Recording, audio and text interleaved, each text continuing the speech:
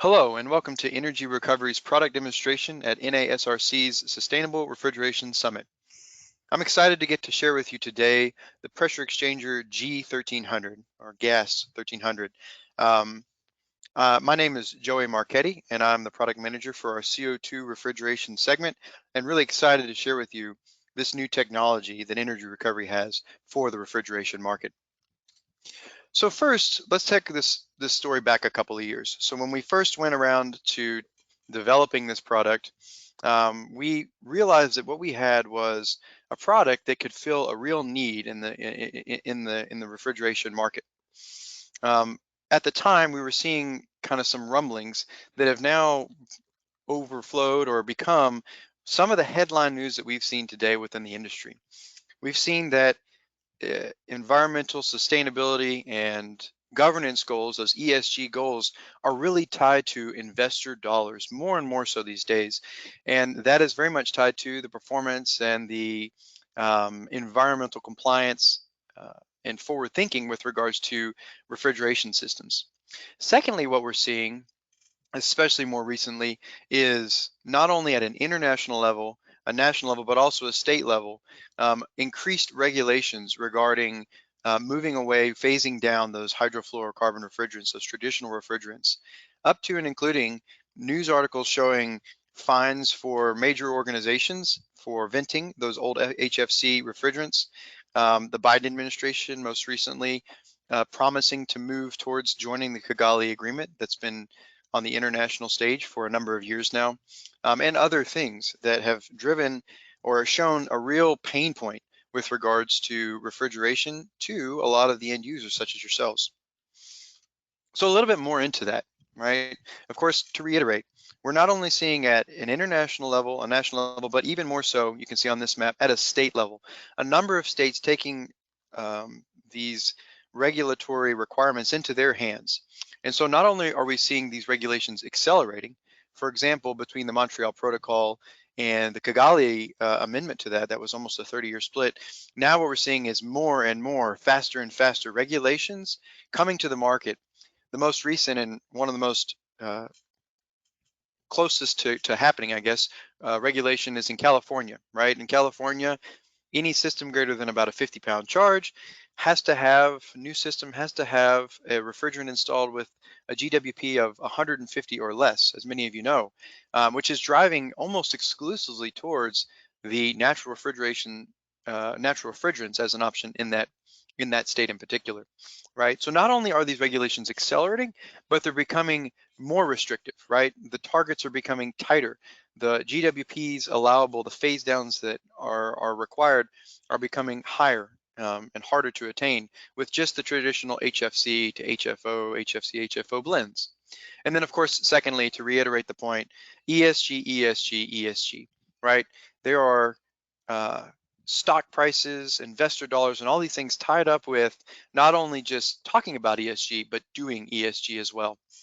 And so, of course, what you can see, all of these kind of point to this on the far right, is that you are really seeing a drive towards, as many of you know, natural refrigerants as a long-term answer. Of course, we know the traditional typical ones of ammonia. Of course, it has extreme toxicity, so there's a problem there. And then the hydrocarbons like propane that are not only flammable, but even explosive and have charge requirements and other things that make them a little bit complex to install in a supermarket.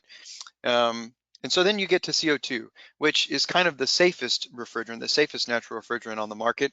But of course, it comes with an Achilles heel, and a fairly large one, is the increased operating expense, the increased energy bill that you see at the end of the month with a CO2 system, especially and most importantly in those moderate to warm climates that are most common in the middle and southern parts of the United States of America. So how does ERI come into the picture? So a little bit about us. Energy Recovery is a listed company on the NASDAQ. We're enlisted on the Forbes America's Best Small Companies as number 16. We bring about 30 years of solving these kind of challenges with regards to energy efficiency and energy recovery within systems to the table to revolutionize the CO2 industry.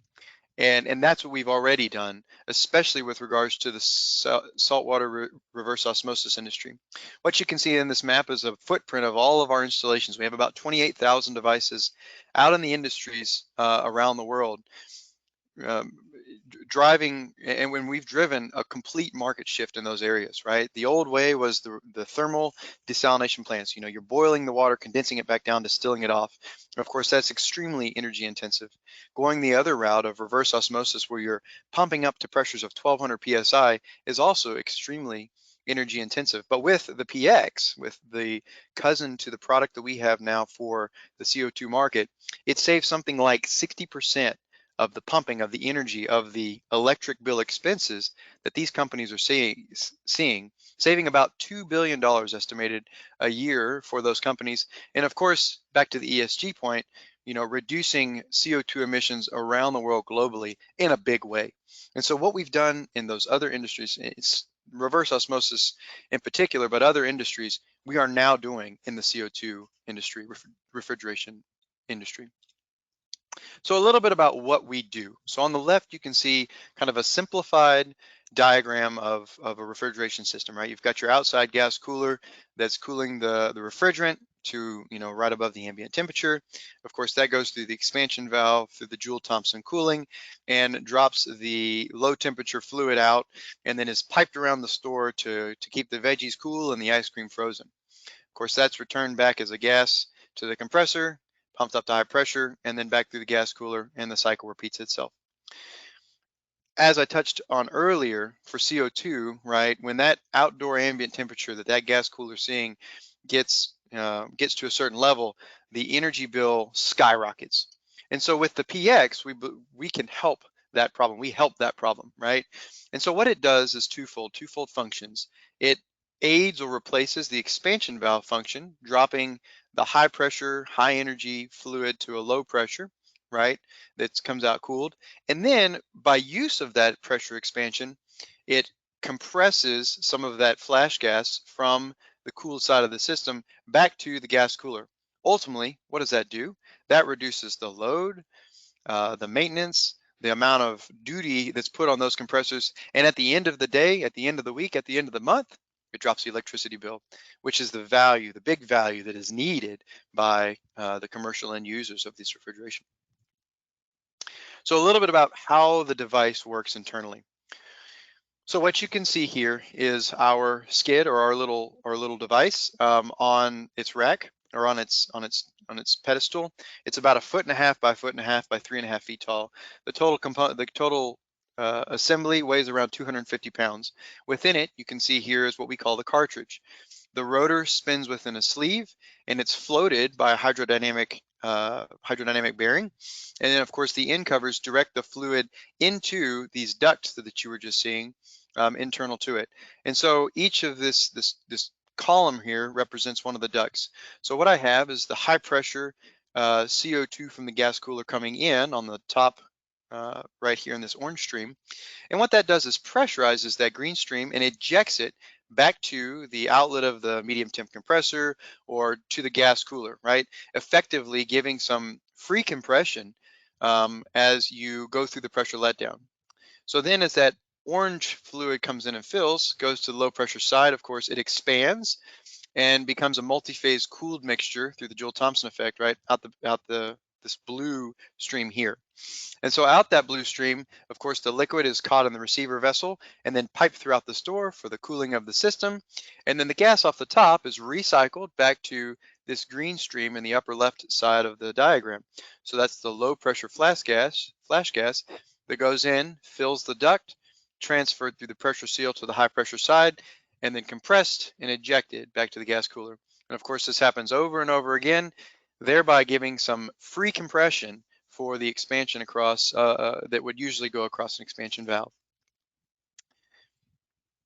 So from there, a bit of a summary about what we do. So you can see, of course, the device in the bottom left, but ultimately the value proposition is we are making the transition to CO2 more financially attractive, right? Enabling that greener to be able to happen without as much of the pain that you would see in your pocketbook, especially as regards to the efficiency of the system, the operating costs, and ultimately that electrical bill at the end of the month. And so what we're doing in our first generation commercial skids, we have developed it as a bolt-on system because we want to be able to bring this value to the industry now. So this ultimately, you can see in this diagram here, I've kind of got in gray, the gray box, my typical refrigeration, my booster rack, right? And so this PX system skid will kind of slide in beside your rack and bolt on. We'll connect the mechanical components, we'll connect the electrical and controls components, and we'll be able to turn on and turn off the PX easily. And what that does is allows us to be able to see immediate results. You can turn the PX on, run it, and see the reduced amp draw, the reduced horsepower, the reduced ultimately electrical load on your system, and then turn it off and see that go back up, right? It's just that simple. Furthermore, because we know how critical these operations are for the systems, for the grocery stores and whatnot, to keep the product safe, if you will, cooled, we have made our system to where it's not only built off of years of reliability of the PX and the other industries, but also it's fail-safe. So we have this merely a simple on-off valve here, automated, that if there is any issue between the host, the PX, power loss in the store, etc., we can easily close our valve, de-energize, and then the regular refrigeration rack goes back to operating as normal. So we believe we bring very little to no risk with regards to the refrigeration system with this bolt-on system.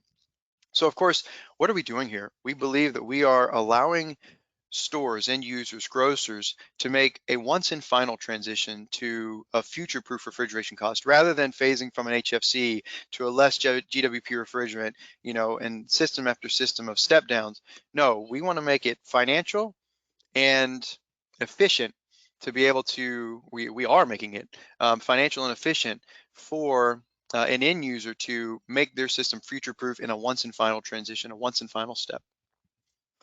So in summary, what are we seeing? Two sides of the coin. The ESG drive, there's real dollar, real market value associated with what investors are requiring from us, from corporate organizations in the US and elsewhere.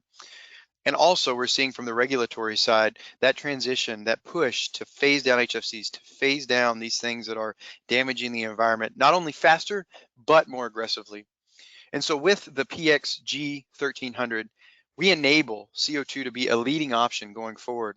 And we can help address not only your cost challenges, but your sustainability challenges. Thank you for your time today and attention and letting me introduce the PXG to your organization. Here's our contact. We look forward from hearing from you and stand at a ready to aid and assist you in your future refrigeration needs. Thank you very much. Have a great day.